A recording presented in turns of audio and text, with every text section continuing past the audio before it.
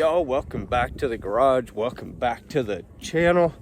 We are working on the C5 FRC project today. As I mentioned in the last video, my buddy Jason rolled down here. He's worked in the Hollywood film industry a long time, and so he's gonna help out and do some filming. And I actually have two hands today, which is kind of nice. This is a first for doing a video. The rear quarter panels, these are all prepped. These are all ready to go. We're gonna wash these things down. We're gonna make sure there's no shiny parts left on them, and then we're gonna put up the inflatable sometime today. These parts are going in. These are gonna get painted on top of it. Got a little bit of body work to finish up right here on this fender. It's just got a little tiny low spot on it. Because it's a poly fender, I got to use a different type of filler on it to make sure I don't have a failure. This is probably gonna have to sit a day or two, but that'll go in with the next stuff that gets painted. The headlight doors are ready. Those got to get wet sanded and ready to go. We'll finish sanding the primer on this fender. This is going to be ready to put in the booth and get that shot. Got a mirror for it. Maybe we'll get to the door jamb, I don't know, by Friday of this week. Let's see. Oh, dude, check this out. Check this out. You're gonna like this. So I shot a short video on this. Hopefully it does pretty well. What is sexier than big brakes? Especially luxury Cadillac sedan big brakes. So check this out. You don't see this every day.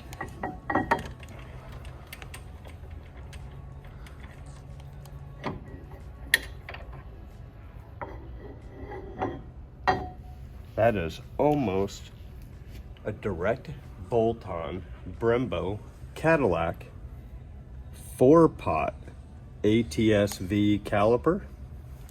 And what we are using for a rotor, don't quote me on this, I think this is the 352 millimeter C6 Z06 front rotor. So basically what we are doing is big brakes, but we are not doing a 6-pot, we're doing a 4. And you don't see this very often. The customer stumbled across this mod and mentioned it to me, sent me a spec sheet on it. I was like, heck yeah, we're gonna try it. We do have to do a little bit of machining, but not a whole lot. Get the door jamb done, get the bumper finished. Jeremy, give me some love on the bumper, dude. The bumper? Yeah. The bumper's in rough shape. The bumper's in really rough shape, but the nice part about it is this is getting a splitter on the back.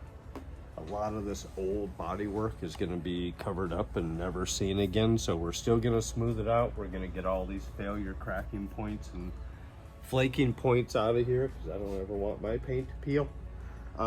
And then we're going to prep this up really good, and we're going to give this an epoxy primer, which is a really strong primer that's going to seal all that up and make sure it doesn't fail on us. But we are putting a carbon fiber diffuser on here that'll go all the way around. Nice. So doors ready, rockers ready, door jamb is all finished on the inside. Like, we can mask that off, get that stuff shot, and then the only thing that's going to be left is the roof and the hood. And we'll probably end up pulling the hood off of here and shooting that too while we got the spray booth put up. So that's the plan. We'll see how much of that really works.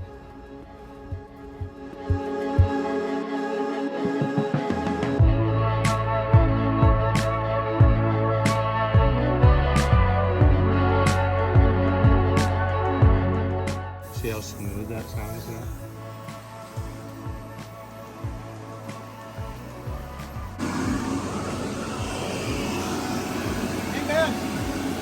You ever seen one before? Yeah.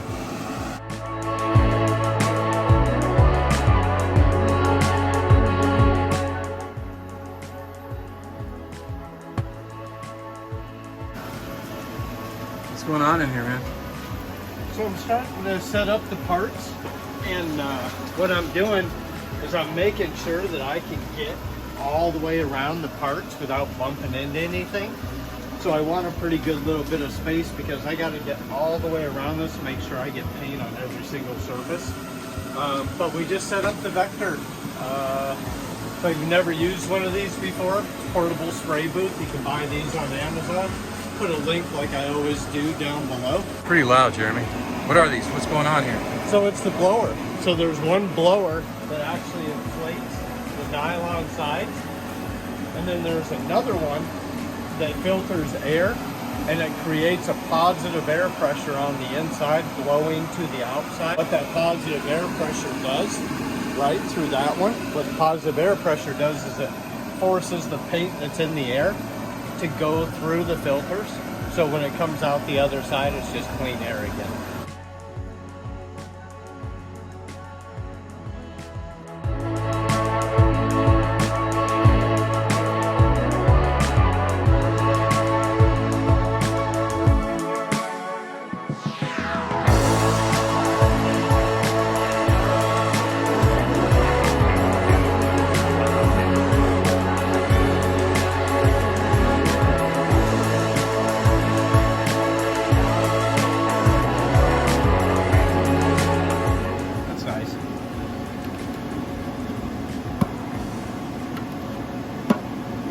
Take a guess at the price of this box. It's definitely in the thousands range. That box of materials was close to $2,000. Like head chef, not a sous chef. We're doing a 1-to-1 mix, so this is going to give me it's settling right at about 10 ounces, so it should give me 20 ounces of sprayable material.